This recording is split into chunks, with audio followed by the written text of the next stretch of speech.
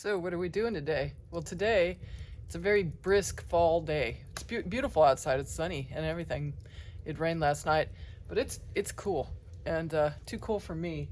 And I had put in this wood stove after the freeze of I think it was 2020 when I had no heat at all because the power was turned off, and I had a little propane left, but I was cold, so I did not want to be cold anymore. So I went out to Craigslist and I looked for like an inexpensive but good wood burning stove. So I picked up this for $400, and I think they like retail for like $1,500. They still make them because they're not pretty, but they work really well. So this was, I believe, like a standby for everyone at one time. So it's, it's just really functional. And I bought this little convection fan that works on rising heat, and I managed to keep the temperature in the red zone. It was moving a little bit higher, so I adjusted the flap right here. When I started it up, they say leave the flap open, and it immediately drafted for me, so I got really lucky. And the important thing to remember when you're purchasing a stove, if they have any pipe, get it. Don't leave it there.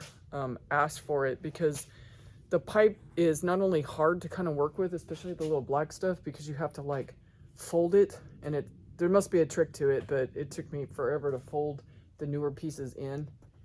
And then you have to buy that insulated, it's shiny, that, I'm not doing a good job of pointing at it, the shiny stainless steel. It's double walled as you punch through the roof. That's also expensive. And if you noticed the clamps and the clamp stabilizer legs, that's made out of conduit, electrical conduit, that I smashed the ends down so I could put it on the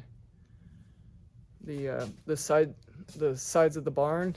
And the straps are actually wood straps that I combined so it could grab both the inside. I had to clamp it on the inside, and I had to clamp it on the outside because I was nervous that it just seemed really unsteady because of the height of the roof. And so as you can see up there, I also have the strapping. And I cut back all these trees because I was so nervous that I would catch some on fire. There's like a rule of how far away things need to be from where your chimney pokes up, and I didn't really want to go through the roof. When I moved here, there was a hole on the other side of this barn for a very primitive wood burning stove. This thing really puts off the heat. I mean, I have to take my shirt off. It's so hot here. So putting the fingers in the film.